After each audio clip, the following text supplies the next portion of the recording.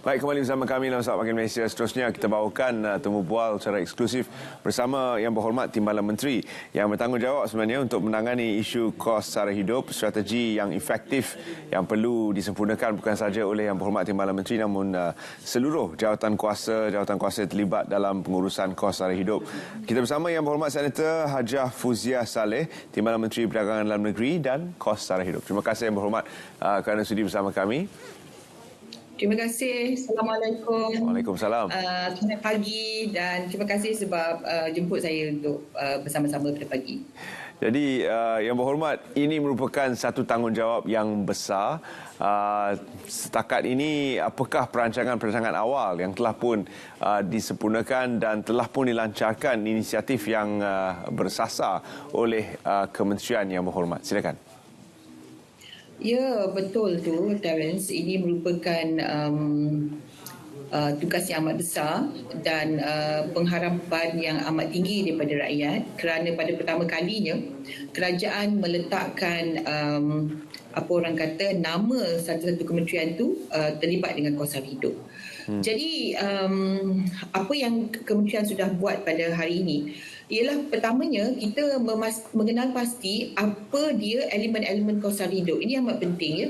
Kerana kita rakyat Malaysia, kita akui bahawa ramai yang terkesan dengan keadaan inflasi, ramai yang terkesan dengan keadaan kos sara hidup yang meningkat. Malah ini bukannya rakyat Malaysia saja yang terkesan, tetapi ini merupakan fenomena global ya, Terence. Yeah. Jadi kita tengok gaji tidak berubah, COVID meninggalkan impak yang amat besar di mana ramai yang hilang pekerjaan, keluarga-keluarga tiba-tiba jatuh miskin, ya. Jadi tepat sekali lah kos sara hidup ini merupakan satu agenda besar negara. Jadi antara perkara yang kita buat ialah kita melihat pendekatan kos sara hidup ini dari sudut multidimensi ya, Terence. Kalau sebelum ini kita mengukur kemampuan satu-satu keluarga itu daripada mengikut pendapatan ataupun paras garis kemiskinan, tapi pada hari ini kita melihat multidimensi. Kita melihat kemampuan dia bukan setakat untuk makan minum, tetapi kemampuan dia untuk memastikan bahawa dia dah boleh hidup bermaruah, ada perumahan yang selamat, ya, ada perumahan yang selesa, ada pendidikan yang baik untuk anak-anak, mampu membayar bil utilities, mampu memastikan dia boleh dapat khidmat kesihatan yang baik. Itu antara perkara-perkara yang kita sedang lihat. Di samping itu kita teruskan juga subsidi-subsidi yang ada, tetapi lebih mencari jalan bagaimana dan mekanisme bagaimana kita boleh menjadikan ianya lebih bersasar dan tidak ada ketirisan. Jadi itu adalah dua tanggungjawab yang besar. Satu untuk menangani kos sara hidup, satu memastikan tiada ketirisan berlaku dalam apa jua inisiatif yang disempurnakan oleh pihak kementerian. Seterusnya, bagaimana untuk kita lihat komponen-komponen kos sara hidup? Yang mana yang dianggap paling penting di dalam senarai komponen kos sara hidup seperti yang dikaji oleh Kementerian Yang Berhormat? Seperti yang saya katakan tadi, dia ada 6 elemen, Terence, ya, 6 elemen. Elemen yang pertama tentu sekali ialah kos makan minum, ya. Sebab manusia ini dia tak boleh tak makan dan tak minum. Dia masih boleh hidup lagi kalau yang lain-lain itu dia tak mampu, tapi makan dan minum itu adalah perkara yang utama. Yang kedua ialah berkenaan dengan tempat tinggal ataupun tempat untuk berlindung, ya, kos perumahan. Kita kena lihat sama ada kos perumahan ini mampu dibeli ataupun disewa ataupun sewa rumah ataupun sewa bilik, ya. Kemudian ada juga yang ketiga ialah kos utilities, sebab kita sebagai rakyat, sebagai manusia, sebagai keluarga perlu untuk bayar bil elektrik, bil air. Kita perlu memastikan kita bayar bil telefon, dan kalau anak-anak kita memerlukan data internet untuk belajar dan sebagainya itu juga merupakan kos, ya. Yang keempat, pengangkutan. Kita perlu pengangkutan untuk pergi kerja, perlu bayar isi minyak, petrol kepada kenderaan, bayar tambang bas untuk pergi kerja, untuk keluar, untuk ke sekolah dan sebagainya.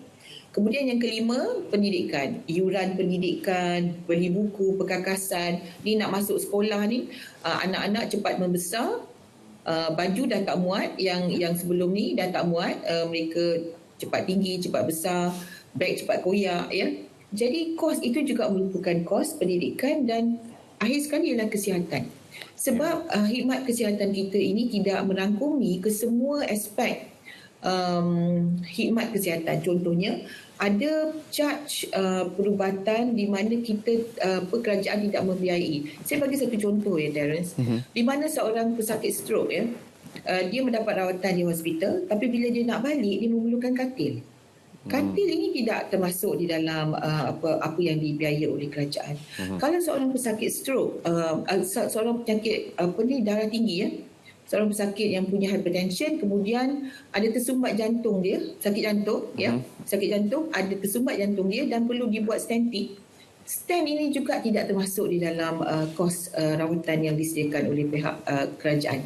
Jadi ini ialah termasuk dalam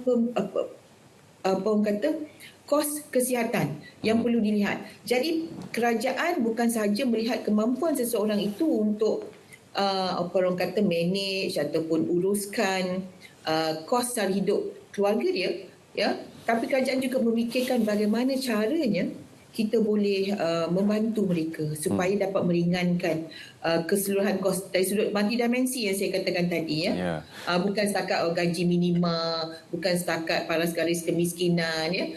Bukan setakat itu saja, tapi ini 6 aspek ini juga diteliti oleh kerajaan. Terence. Ya, kita pernah undang Uncle Kentang ke studio satu ketika dulu, dan beliau pernah berkata juga tentang kos ambulans itu yang terpaksa ditanggung oleh pesakit untuk kos penghantaran seseorang pesakit itu dari rumah ke hospital adalah percuma, namun untuk kembali ke rumah semula kos itu terpaksa ditanggung oleh pesakit, dan pesakit ini juga memerlukan pelbagai kelengkapan seperti mana yang kita gunakan contoh stroke tadi. Pesakit memerlukan pelbagai kelengkapan dan ubat-ubatan bersama sekiranya berlaku sesuatu di dalam perjalanan. Jadi ini juga perlu diambil kira.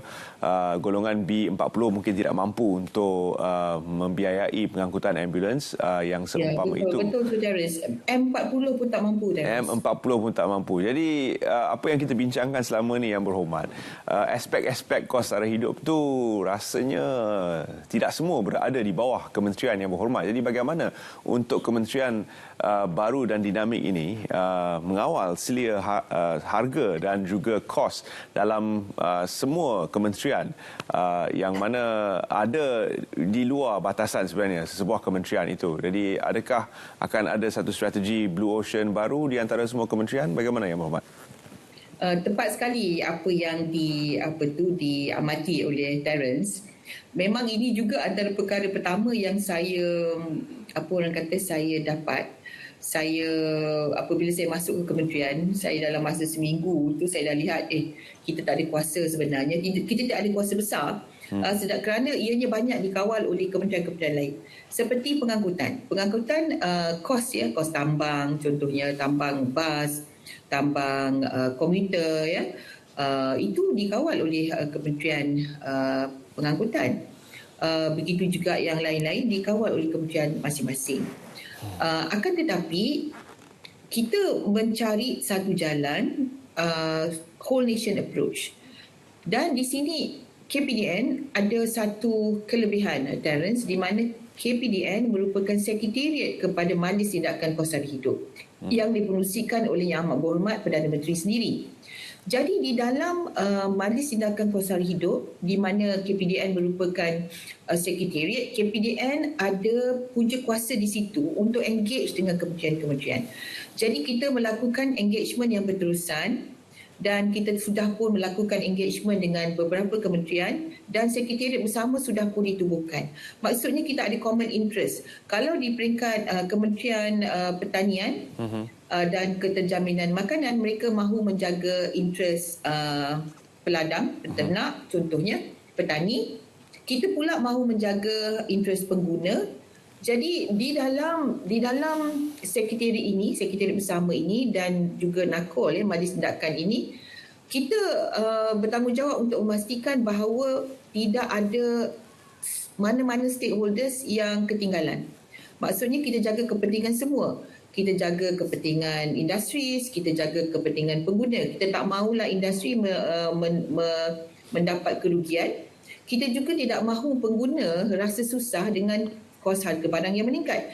Jadi kita cuba dapatkan pendekatan menang-menang, whole nation approach dan sebagainya. Jadi ini adalah tugas berat KPDN ya untuk menjadi sekretariat ini dan untuk initiate ya untuk memulakan proses untuk engage dengan kementerian-kementerian yang lain dan ini sedang kita lakukan. InsyaAllah kita tidak mudah-mudahlah ada kementerian boleh naik buat keputusan untuk naikkan harga tanpa KPDN mempunyai say ataupun mempunyai suara yang kuat di dalam penentuan dasar tersebut. Baik, Yang Berhormat, itu adalah di peringkat dalam negara. Faktor-faktor luaran yang mempengaruhi kos barangan dan perkhidmatan. Sebagai contoh, satu ketika dulu apabila minyak mentah naik mendadak melebihi paras $100 sebarrel, kita dapat lihat rentetan daripada itu kenaikan harga barang di semua sektor dan rasanya tidak pernah turun. Harga tetap tinggi walaupun harga minyak mentah telah kembali turun, namun harga tetap sama dan ini berlaku bukan sahaja di Malaysia tapi di seluruh dunia dan kini ditambah lagi dengan kenaikan kadar faedah yang berlaku terlebih dahulu di Amerika Syarikat dan kadar faedah itu seolah-olah dieksport ke seluruh dunia.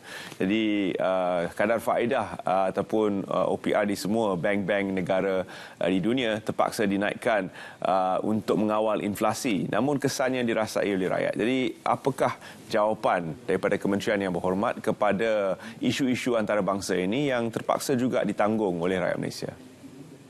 Ya betul. Bila harga dah naik dia takkan turun. Ya kalau dia tarik dah naik dia takkan turun lagi dah harga tersebut ya. Jadi ini satu fenomena yang kita akui, satu perkara yang memang tidak boleh kita lari daripada fenomena tersebut. Berkenaan dengan faktor global, kalau kita lihat ya ayam. Ya ayam saja. Kita tengok untuk kita menternak ayam dan mendapatkan telur daripada ayam. Ayam ini memerlukan makanan ya. Makanan ini kebanyakannya, makanan ayam ni kebanyakannya kita import daripada luar negara. Di situ kita memang terkesan dengan harga makanan ayam yang ditentukan oleh peringkat global ya. Jadi bagaimana pula bagi pihak kementerian memastikan kos itu terkawal di masa yang sama absorb ya, mengambil kira kenaikan tukaran mata wang ya dan sebagainya yang kesannya kepada kita. Jadi di sinilah apa orang kata kerajaan memainkan peranan dengan memastikan kita kekalkan subsidi bersasar. Selama ini kita ada subsidi ya, kita ada subsidi kepada harga ayam, kita ada subsidi telur, kita ada subsidi minyak masak dan sebagainya. Tapi kita sedang mengkaji satu mekanisme bagaimana kita boleh memastikan bahawa subsidi ini lebih bersasar, tepat sampai kepada yang layak dan memerlukan. Jadi tanggungjawab kami untuk memastikan dalam keadaan kos pengeluaran itu meningkat, kos barang runcit itu kekal. Jadi ini satu tall order lah ya Terence ya, tapi di situlah dengan subsidi. In fact saya nak maklumkan bahawa subsidi yang dikeluarkan pada tahun 2022 berjumlah lebih kurang 87.6 bilion Terence. Wow. Ya ini kita subsidi yang kita keluarkan untuk barang-barang keperluan asas ini supaya untuk memastikan bahawa harga itu dalam kawalan, supaya rakyat tidak terkesan amat dengan dengan hebat, dengan teruk ya. Jadi subsidi ini kita gunakan dan kita yang kawal subsidi ini dan kita walaupun market forces dan harga-harganya turun naik, tapi kita cuba sedaya upaya untuk memastikan rakyat tidak akan terkesan dengan teruk. Jadi ini cara subsidi yang kita gunakan dan insya-Allah apa yang kementerian sedang buat study lagi, pekaji lagi apa dia mekanisme bersasar paling efektif. Bagaimana kita nak kurangkan ketirisan contohnya. Contohnya kalau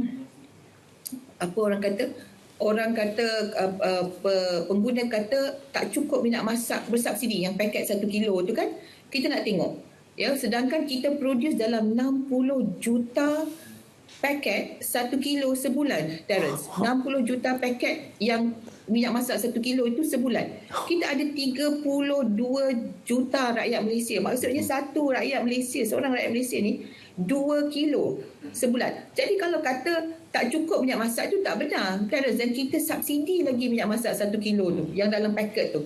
Jadi kita sedang mencari jalan macam mana kita nak mencari mekanisme paling berkesan supaya tidak tiris, ya. Dan ini adalah satu masalah yang sudah lama berlanjutan dan tentu sekali kita kena tengok at every stage, ya, apa yang berlaku. Ketirisan tu macam mana, bagaimana kita boleh pastikan ianya bersasar dan kita pastikan orang yang mampu T20 ataupun M40 yang di bracket atas tak belilah minyak masak yang paket ni, belilah minyak masak yang tak ada subsidi tu, contohnya lah. So kita nak cari mekanisme yang terbaik. Saya berharap bahawa temu bual kita ini diamati oleh para penonton Selamat Pagi Malaysia dengan khusyuk dan mereka sedang menghantar komen mungkin di laman Facebook kita secara langsung. Dan pentingnya untuk mereka berhubung secara terus dengan pihak kementerian bagi mendapat informasi, bagi mengetahui apakah plan dan apakah perancangan untuk mereka dalam jangka pendek, jangka panjang dan juga jangka sederhana. Jadi apakah laman sesawang yang boleh mereka lawati, para penonton Selamat Pagi Malaysia yang merupakan rakyat Malaysia dari seluruh pelosok negara ini, untuk mendapatkan jawapan kepada persoalan-persoalan yang sudah tentu mereka ingin tanyakan secara langsung kepada pihak kementerian yang berhormat? Ya, Terence, kita ada beberapa laman sesawang social media kita. Kita di Twitter, kita di Instagram dan kita juga di Facebook, ya. Kita cari laman KPDN laman rasmi. Ya, KPDN laman rasmi itu adalah kita punya sesawang untuk tahu berkenaan dengan apa aktiviti kita, apa pendirian kita, apa dasar-dasar kita, ya, dan apa aktiviti-aktiviti yang kita lakukan. Contohnya harga jualan, harga murah musim perayaan, contohnya. Apa dia barang-barang yang murah sewaktu musim perayaan? Bagaimana kita nak tahu label tu? Dia ada pink label kalau dekat supermarket tu, ya. Jadi bagaimana rakyat boleh mengambil kesempatan di atas skim harga murah musim perayaan ini? Apa dia jualan rahmah yang sedang anjurkan oleh pihak kementerian? Ya, jualan rahmah maksudnya jualan murah yang di mana kementerian bekerjasama, kita runding dengan pihak pasaraya untuk memberikan harga-harga patut, ya, harga-harga yang di bawah harga-harga jualan. Jadi kita juga dan saya amat berminat, ya, di dalam apa orang kata mendidik pengguna. Kita juga ada aplikasi Price Catcher, Terence. Price Catcher. Aplikasi ini boleh kita download, pengguna boleh download. Kalau kita berada di satu tempat, kita boleh tengok kita daerah mana, kita di Kajang ke, kita di Bangi ke, kita tengok kita nak beli ayam. Kita nak beli ayam. Harga ayam, Terence, ialah RM9.40 sekilo. Itu harga bersih, ya. Yeah. Kita tengok pasar raya mana yang jual lebih murah pada itu. Ada pasar raya yang jual RM7.99, contohnya sekilo. Ada pasar raya yang jual RM10.44. Ini di atas harga kawalan, tapi ada hidden cost di situ, Terence. Kita tengok-tengok, harga potong dia ada RM1 charge untuk potong ayam. Ada supermarket yang charge macam tu. Jadi pengguna kena bijak. Janganlah tengok, faham. Dan saya sangat-sangat mahu mendidik pengguna supaya mereka boleh pilih, supermarket yang ni aku boleh pergi RM7.99 sekilo saja ayam. Ya, tapi kalau kita tak tahu, kita pergi dan tengok RM10.40, lepas tu kita komplain, mahal, harga ini terkawal RM9.40. Sebenarnya ada RM1 untuk potong ayam. Jadi ini jadi pengguna yang bijak, buat pilihan yang bijak, gunakan aplikasi Price Catcher kita tu dan cari supermarket pasar raya yang terbaik. Baru ni kita runding dengan satu pasar raya untuk buat jualan rahmah, dan pasar raya ini menurunkan 1,000 barangan dia. Wow. 1,000. 1,000 barangan dan di 91 cawangan di seluruh negara. Baik, kita ucapkan tahniah kepada pihak kementerian yang berhormat kerana berjaya melakukan pelbagai inisiatif dalam jangka masa pendek, dan kita akan cuba berhubung kembali untuk mendapatkan temu bual semula bagi kita panjangkan isu ini kerana rasanya penting untuk kita terus mendidik yang berhormat kepada para pengguna di luar sana. Terima kasih kita ucapkan kerana sudi bersama kami untuk temu bual eksklusif ini pada pagi ini dalam Saat Pagi Malaysia, dan kita ucapkan selamat berjaya kepada pihak kementerian untuk menjayakan usaha menurunkan dan membantu rakyat Malaysia dalam menangani harga barangan yang semakin meningkat. Terima kasih Yang Berhormat. Terima kasih kembali Terence, dan saya pesan akhir, jadi pengguna yang bijak. The power is in our hands. Terima kasih. Terima kasih Yang Berhormat. Dan itu dia temu bual eksklusif